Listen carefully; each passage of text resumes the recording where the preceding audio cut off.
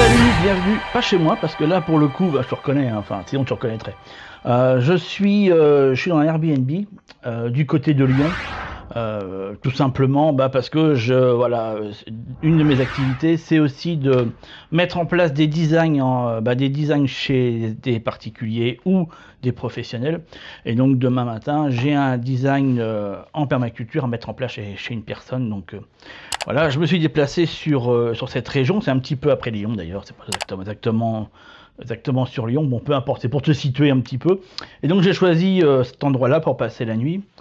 Je trouve sympa, puis ça rappelle un peu chez moi, tu vois, avec le poêle à bois, comme ça c'est assez cool. Non, je voulais te parler d'un truc, ça faisait un petit moment que je voulais faire une vidéo sur ce sujet-là, qui est le fait de vivre en autonomie, en tout cas de choisir une vie en autonomie.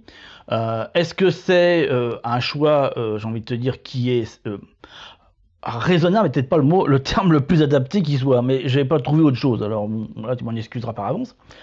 Est-ce que c'est un choix raisonnable, même si j'aime pas le mot, raisonnable, ou est-ce que fondamentalement on s'engage plus vers un décrochage social, phrase qui ne vient pas de moi, mais qu'on m'a souvent dit quand j'expliquais un petit peu ce que je faisais, puis les raisons pour lesquelles je le faisais, et c'était toujours une grande inquiétude, je ne sais pas pourquoi d'ailleurs, une grande inquiétude, c'est le sujet, tu vois, voilà, une grande inquiétude sur, mais tu vas, il y a des risques qu'il y ait un décrochage social, où tu décroches au niveau social, et que à un moment donné, voilà, tu te retrouves seul, avec personne autour de toi, c'est un petit peu le sujet, et c'est vrai que c'est une question en plus, et c'est pas pour rien que je te l'adresse aujourd'hui, c'est que c'est souvent question.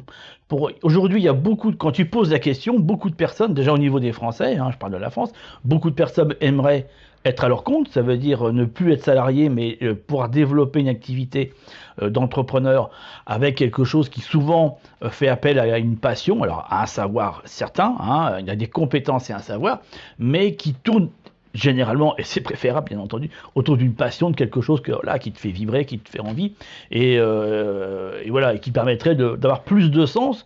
Mine de rien, je trouve qu'il y en a. Être aujourd'hui à son compte, en tout cas, se lancer dans un projet entrepreneurial, à mon sens, prend beaucoup de sens. À mon sens, prend beaucoup de sens. Parce que c'est toi qui le défends, c'est toi qui l'anime. Et c'est toi aussi qu'on supporte les échecs, bien entendu, mais il faut pas non plus voir que toi. Souvent, là, on a un peu ce côté verre à moitié vide. Ah oui, mais alors si tu te plantes, ah oui, mais si tu fais faillite, oui, et si tu réussis aussi, tu vois. Il y a aussi ça, hein. Faut pas non plus l'enlever, hein. Moi, toujours côté si tu t'écroules, si tu t'effondres, mais si tu réussis. C'est peut-être ça d'ailleurs qui fait un peu peur à se demander. Bon, et cela mis de côté, parce que c'est pas le jeu de la vidéo, je parlerai certainement du principe d'entrepreneuriat un peu plus tard, mais c'est pas non plus, si tu veux, totalement étranger, parce que c'est comme tout, tu sais, c'est quand tu mets le pied quelque part, à un moment donné, tu mets le deuxième, le troisième, puis t'as compris, puis c'est un engrenage, hein, les choses, elles évoluent, enfin voilà, elles montent, puis à un moment donné, une pierre je veux dire, un pas en amenant un autre, ou une pierre montant un mur, comme on veut, la question du projet professionnel, en tout cas du projet rémunérateur, se pose de fait, quoi. À un moment donné, on se dit, ouais, d'accord, là j'ai plein de choses qui sont cohérentes avec ma manière de voir, et puis il y a toujours un petit truc, voilà, où on se dit, ouais, mais si ça je pouvais le décrocher, ce serait tellement génial. Bon, bref. Donc ça c'est un point, voilà, tu vois ce que je veux dire, c'est que voilà, la majorité des Français, enfin plus de 80% souhaitent être. Mais il y a aussi il y a aussi une bonne partie des Français, enfin de la population, qui aimerait aussi être un peu plus autonome, en tout cas reprendre une partie de ce qu'on estime être la liberté, d'accord? Une certaine forme de liberté en tout cas. Et c'est vrai que l'autonomie, enfin vivre dans un principe d'autonomie, amène cette liberté-là. Alors elle l'amène dans certains éléments, elle peut très rapidement, et c'est là-dessus que je vais mettre l'accent en fait, tu vois, parce que il y a plein de vidéos qui parlent de ça, t'en as plein, tu vois, bon, et en faire une de plus, je vois pas l'intérêt, tu vois, encore une fois. Je préfère plutôt te dire ce qui généralement, encore une fois, et c'est malheureux, hein, mais c'est ainsi, hein, on aime bien toujours montrer un peu le côté bling bling du truc et puis les paillettes, mais on n'aime pas trop racler le fond. Alors moi je racle plutôt le fond, tu vois, bon, parce que je pense que c'est aussi intéressant de le montrer. Et puis aussi l'envers du décor, tu vois, et c'est pas toujours si glorieux que ça. Un des principaux éléments que tu vas pouvoir mettre en place pour pour être justement dans ce principe d'autonomie, ça va être ton habitat. Et c'est vrai que ça, c'est la partie relativement facile, pour peu, et là je mets des gros guillemets, j'ouvre les parenthèses qui vont avec, pour peu, bah, que tu n'aies pas un besoin très exagéré de confort.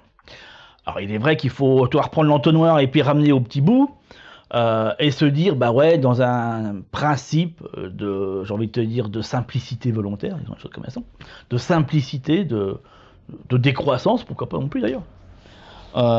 Eh bien voilà, on va faire l'impasse sur certaines choses, tu comprends, voilà.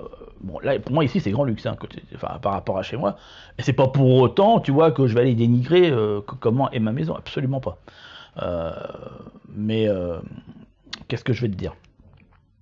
Donc il y a cette base-là, savoir un petit peu, et effectivement, si tu es dans un principe, sur le principe de décroissance, tu vois, de simplicité volontaire, le fait de mettre ton habitat dans un principe d'autonomie va être assez rapide et peu onéreux en définitive. Et au contraire, ça va même, si tu veux, te dégager énormément d'argent. Et je pense que la liberté est aussi à ce prix. C'est le fait de se sentir enchaîné.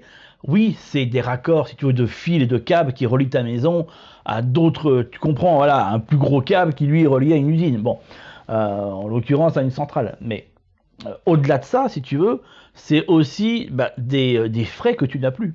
Et donc du coup, à partir du moment où tu as des dépenses qui ne sont plus, inévitablement, le fameux pouvoir d'achat qui est tellement plébiscité par les gilets jaunes, devient, tu comprends, là, si on cherche une petite solution, à l'époque, on était là, ouais, trouvons une solution, là, pour le pouvoir d'achat, là on en a un qui après, voilà, tu comprends, on n'a jamais rien sans rien, c'est le principe alchimique, hein, tu vois, c'est, on prend quelque chose et on laisse quelque chose en échange, tu vois, voilà, c'est un prix pour un laisser, inévitablement. Les choses fonctionnent comme ça, et pour tout, hein, y compris pour le jardin. Bon. Et dans ce concept-là, effectivement, tu vas pouvoir rapidement mettre ta maison en autonomie, et tu vas pouvoir, voilà, avoir, du coup, peut-être besoin d'aller moins travailler, et c'était mon idée à la base, hein. Mon idée quand j'ai voulu mettre ça en place, c'était je voyais que tout mon salaire partait dans des charges, en grande majorité, et ce qui restait dans d'autres systèmes de charges, qui sont des charges déguisées quelque part. Le fait d'avoir nécessairement besoin d'aller au magasin pour acheter la nourriture, d'avoir nécessairement besoin de tout ce qui a tourné autour de cette vie sociale. Et toi, j'y viens, je ne loupe pas mon lien du départ, hein.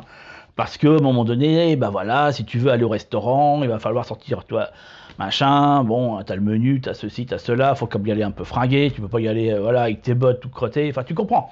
Il y a tout un standard, si tu veux, qui correspond à la vie sociale telle qu'on l'entend dans les villes, et pas que dans les villes d'ailleurs, avec ta maison qui répond aussi de ce standard social-là. Alors, effectivement, quand tu pousses un peu l'histoire comme moi je l'ai poussé, oui, rapidement, tu réponds plus aux standards sociaux. Ça, c'est certain. Parce que déjà, voilà, t'as plus le même pouvoir d'achat. C'est pas exactement ça d'ailleurs. C'est pas un problème de pouvoir d'achat. C'est plutôt que tu n'as plus envie de mettre ton argent dans certains secteurs et que tu vas les favoriser plutôt d'autres. Et que il y a certaines dépenses qui à l'époque te semblaient légitimes, qui à un moment donné deviennent totalement illégitimes. Et t'as même plus envie de mettre l'argent là-dedans. Où tu te dis non, moi, voilà, si j'ai 100 balles, c'est pas pour ça. Si j'ai 100 balles, c'est pour, voilà, faire creuser un nouveau puits, ou voilà, ou je sais pas, tu vois, j'imagine un truc comme ça, tu vois, ou j'en sais rien, ou mettre un panneau solaire de plus. Tu comprends un peu, voilà. Tu es sur une autre réalité, une autre conception. Ce qui fait que, oui, inévitablement, les amis que tu avais, ou en tout cas le réseau social dans lequel tu étais, va se détacher un peu de toi, parce que quand il va te dire, ah mais bien, on donne rendez-vous, il y a le concert d'un tel, avec, voilà, il sera sur scène, machin, après, avant on se retrouve au resto un tel, comme on a l'habitude, puis que tu sais que voilà, cette petite sortie sociale va te coûter la bagatelle de au moins 200 € si c'est pas plus, bon, ouais, tu te dis non, en fait, non, je suis désolé, je vais pas vous suivre les gars, parce que là... non, en fait, c'est mon budget mensuel, quoi, tu vois, donc on va peut-être pas non plus déconner, parce que tu n'es plus dans cette réalité-là, tu comprends. T'as mis d'autres vocales, mais ça arrive, enfin, je veux dire, c'est pas un truc à calculer, ça va inévitablement arriver. À partir du moment où tu mets en place un système d'autonomie, le fait de, comment t'expliquer, tu ne comptes plus, en fait, si tu veux, le gros, je vais t'expliquer ça comme ça, le gros, ce qui fait qu'on se sent un peu rattaché quelque part, tu vois, moins libre, c'est le fait qu'on sait que le système est là pour pallier pour nous. Il va toujours être là pour nous, si tu veux, quoi qu'il arrive. C'est-à-dire que même si j'oublie d'éteindre ma lumière, tu vois, là, en face de toi, là, parce que comme on va être un petit peu dans le noir, j'ai mis une lumière pour créer, voilà.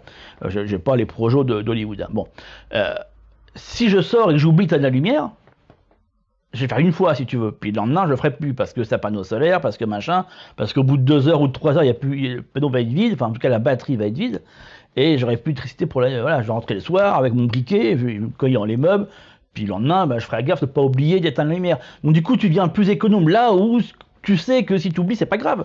Parce que normalement, il y a EDF qui est là pour. Voilà, si on est sur EDF, mais il y a EDF qui est là pour pallier à ça. Donc c'est pas dramatique. Ça a moins d'importance. On sait que le système est là pour pallier. C'est pareil, se dire je remplis le frigo. Bon, peu importe, c'est pas grave s'il y a des choses que je mange pas cette semaine ou que bah, le frigo est toujours allumé, si tu veux. Voilà, ça sera toujours au frais. Quand tu as un petit frigo, qui t'as pas de frigo du tout, tu as un fonctionnement autre, là tu vas travailler autrement, tu comprends, au niveau de tes réserves, au niveau de tes choix alimentaires. Enfin, tout inévitablement va aller en cascade si tu veux. Voilà, là, je t'ai fait ça, toi avec le chauffage, bah ouais, effectivement, je peux me dire que je me barre voilà, à 2 heures d'ici, et puis je reviens pendant la nuit, et puis bah, inévitablement le poêle il va être éteint parce qu'il n'y aura plus de machin. Alors bon, vu que c'est maintenant quand même suffisamment isolé, en toute logique, ça peut fonctionner. Mais si je reviens, que je sais pas, toi, un petit peu plus tard, bah, il se peut, comme c'est très souvent le cas chez moi, hein, bah voilà, tu reviens, il fait 6 degrés, tu vois. Et donc, du coup, tu te dis, bah non, peut-être que je vais pas m'éloigner de trop, parce que là, c'est l'hiver, souvent c'est comme ça, quand on me dit, ah, tiens, tu viens, machin, je dis, ouais, je sais pas, là, c'est l'hiver. Les gens, ils comprennent pas, ils se disent, ouais, c'est l'hiver, et c'est quoi? Bah, c'est quoi? C'est que si je rentre pendant la nuit, je vais me mêler le jonc, quoi, voilà. Il fera 6 degrés chez moi, non, merci, quoi, voilà, non. Non, on verra ça au printemps, tu comprends un peu, bon. Donc sur cet aspect-là, inévitablement, il y a un certain décrochage social par rapport à des, comment te dire, à des personnes qui ont une autre réalité. C'est pas qu'elle est meilleure ou moins bonne, c'est juste qu'elle est tout autre. C'est pas les mêmes réflexes. Ah bah oui, c'est vrai que moi j'y pense pas, j'ai un chauffage central, je mets 19, quoi qu'il arrive, il fera 19. Je m'attends peut-être un mois plus tard, il fera toujours 19, tu comprends, parce que voilà, c'est un régulateur. Là, t'as pas de régulateur, si t'es pas en train de mettre une bûche, machin, il s'arrête. Tu comprends un peu. C'est valable pour tout, et plus tu avances dans ton autonomie, bah plus c'est pareil, toi, au niveau des douches. Le mec qui va arriver, va dire je prends une douche, je lui dis ouais, mais bon, je suis sur une cuve, hein, bon. Enfin, toi, vas-y tranquille, quoi. Enfin, t'es pas à l'hôtel, quoi. Le gars, il va se dire, putain, il est radin, le mec, ou quoi. Puis bon, voilà. Puis s'il reste un peu longtemps avec toi, il va se rendre compte à quel point, effectivement, il faut être économe sur l'eau. Enfin, tu comprends un petit peu. Donc, tu prends aussi cette notion d'économie, en fait. Du fait que les choses ne sont pas éternelles et ne sont pas à ta disposition, mais bel et bien méritent un effort. Encore une fois, tu vois, c'est un échange. Hein. Voilà, je veux électricité, mais en échange, il faut qu'il fasse beau. Et donc, j'ai une certaine quantité. Là, en ce moment, il fait assez gris. Bien que là, sur Lyon, il faisait beau aujourd'hui par rapport à là où j'étais. Bon, bah voilà, tu aurais un peu moins longtemps. La charge sera un petit peu moins prononcée. Et donc, du coup, peut-être qu'il faut être un peu plus économe, tu comprends un peu. Et donc, du coup, ça termine. Bah, toi, j'ai une télé. Toi, elle est même pas allumée pour te dire. Bon, mais chez moi, j'ai pas de télé, tu vois. Pourquoi? Bah, parce qu'une télé, pour moi, c'est pas possible. Enfin, ça fait minimum 200 watts heure. Enfin, pour moi, c'est inenvisageable. 200 watts heure. Enfin, t'imagines, c'est un truc de fou. Pour moi, c'est un truc de fou. Même si pour beaucoup de gens, ça paraît rien. Bah non, t'as une télé, t'as un Blu-ray, à la limite, t'as la Xbox, c'est juste en dessous, puis voilà, puis t'allumes l'ensemble quand t'en rentres le soir. Moi, je peux pas le faire ça. Parce que j'ai pas la capacité en charge solaire pour permettre ça. Et je pourrais l'avoir, mais après, c'est des dépenses qui, à mon sens, deviennent démesurées. Tu vois, je n'ai pas envie de mettre mon argent en plus que là-dedans. Enfin, tu comprends un peu, c'est ce principe-là, c'est toute cette nouvelle réalité. Et si j'ajoute en plus dessus l'autonomie alimentaire, on t'a tout compris. Bah ouais, bah après, à un moment donné, tu peux pas manger tout ce que tu veux, n'importe quand. Voilà, c'est pas genre, je veux des tomates, bah tiens, je vais au magasin, je prends les tomates. Bah non, les tomates, moi, j'en aurais pas avant, bah ouais, si tout va bien, logiquement, avant mi-juin, tu vois, tu comprends un peu. Voilà, et si quelqu'un arrive chez moi veut manger des tomates, je lui dirais écoute, reviens dans 4 mois. Malheureusement, là, je ne peux pas t'en donner parce que j'en ai pas. Et puis je ne vais pas aller en acheter parce que je pars du principe que c'est ce que produit mon jardin qui ira sur ma table. Tu comprends un peu? Donc c'est d'autres réalités en définitive. D'autres réalités qui font que, oui, des personnes qui ne sont pas alignées dans la même réalité que toi, effectivement, vont finir par décrocher. Mais c'est pas toi qui décroche. C'est les réalités qui décrochent, tu comprends un petit peu. Et donc du coup, dans un certain côté, surtout si tu es dans un milieu rural assez isolé, oui, effectivement, tu peux être très rapidement dans un décrochage profond qui t'amène une certaine solitude. Ça peut être pesant pour certains individus. C'est pas pour rien que certains préfèrent mettre en place des systèmes autonomes en collectivité, en groupe, d'accord? Parce qu'ils ne se sentent pas gérer la solitude. Et d'autres, moi c'est mon cas, tu vois, je préfère 1000 fois être seul que voilà avec des personnes avec lesquelles de faire certaines concessions que je n'ai absolument aucune envie de faire, pour l'avoir expérimenté en tout cas. Mais et ça me va. Moi, la solitude ne me fait pas plus que ça peur. Enfin, je m'en fous. Je préfère voir du monde quand je le choisis que d'avoir régulièrement des gens, et même quand je ne le choisis pas, tu comprends un peu. Bon, après, voilà, j'ai un état d'esprit qui correspond à ça, tout le monde ne correspond pas. Encore une fois, c'est pas un bien ou un mal, c'est un mode de fonctionnement, voilà, tout simplement. Mais c'est vrai que si on a un peu cette crainte-là, effectivement, ça risque d'être difficile, surtout si on a un lieu qui est isolé, où il y a peu de monde, ou encore une fois, les gens qui habitent le village, bah, ils sont pas du tout là-dedans, quoi. Là, ils sont branchés, connectés, machin, peut-être même qu'il y a le câble, si ça se trouve, dans le village, toi, qui a été mis, on est heureux que le câble arrive, alors, toi, tu te dirais que je m'en fous royalement qu'il y ait le câble ou pas, quoi, tu vois, c'est pas le truc qui va te, tu vois, te tilter, mais bon, c'est des principes de réalité, en fait, si tu préfères. Et je pense que, comment te dire, surtout quand on met en place le système d'un bout à l'autre, on est tellement focalisé là-dessus qu'on finit par oublier, même si tu préfères, bah, le fait de continuer à avoir des contacts humains. Tu vois, c'est un peu ça. Ce qui fait que, ouais, effectivement, cette possibilité de décrochage, ou qu'à un moment donné, bah, tu te rends compte que tu as parlé à... Bah, que la dernière fois que tu as parlé à un être humain, c'est il y a 1 mois et demi. Tu vois. Mais enfin, ça peut paraître effarant comme ça, mais c'est totalement réaliste. Que derrière personne à qui tu as parlé, c'est le facteur parce qu'il y avait un colis à te remettre. Puis le reste du temps, bah, tu croises personne. Tu comprends un peu. Alors encore une fois, tu vois, si ça pose pas problème, pourquoi pas. Bon. Euh, c'est la partie la plus délicate. Et tu sais, j'ai dit que je ferais une vidéo autour de, et je vais la faire aussi, hein, autour de quand on commence à prendre de l'âge, à être bah, ce qu'on appelle un senior, comment on gère l'autonomie quand on est un senior, tu vois, le fait de, voilà, d'aller prendre du bois, moi le bois je le tranche, machin, enfin tu vois un petit peu, quand tu commences à prendre de l'âge, tu as de l'arthrose et machin comme ça, un petit peu, voilà, tu as une mobilité qui commence à être réduite par exemple, comment tu gères dans des principes où bah, il n'y a pas une communauté qui est avec toi, et même quand il y a une communauté qui est avec toi. C'est pas pour autant que les choses sont plus simples, hein. Je le dis clairement. Voilà. Il faut l'avoir vraiment anticipé, que ce soit vraiment été compris par tout le monde, qu'à un moment donné, une partie de la communauté ne sera plus en capacité et que les autres devront subvenir. Quand les choses arrivent, je serais très curieux de voir qu'est-ce qui se passe. Hein. Quand on voit, rien qu'au niveau familial, comment on arrive à gérer nos vieux, j'imagine avec un groupement d'étrangers, enfin bref, bon, peu importe si tu veux. Ce sera un débat à fond, j'ai mon idée là-dessus et ça peut être génial d'en débattre parce que il y a plein d'idées opposées à tout ça et pour l'instant il n'y a pas d'expérimentation réelle.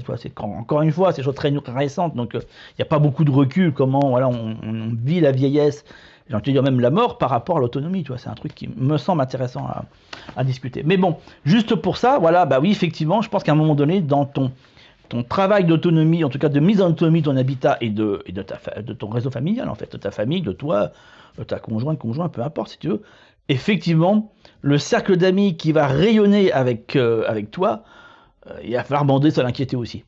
Parce que ça va permettre des échanges, permettre aussi ouais, de rompre aussi certaines solitudes qui peuvent être pesantes à certains moments, souvent même plus en hiver qu'en été. Et parce que voilà, l'être humain est fait ainsi fait, il a besoin d'échanger, quoi. Voilà, et que on n'est pas même si certains sont plus ours que d'autres, il y a quand même un petit besoin quand même derrière. Donc ça peut être compliqué, surtout si les personnes qui partagent la même envie que toi, les mêmes principes que toi, se trouvent à 200-300 km de toi.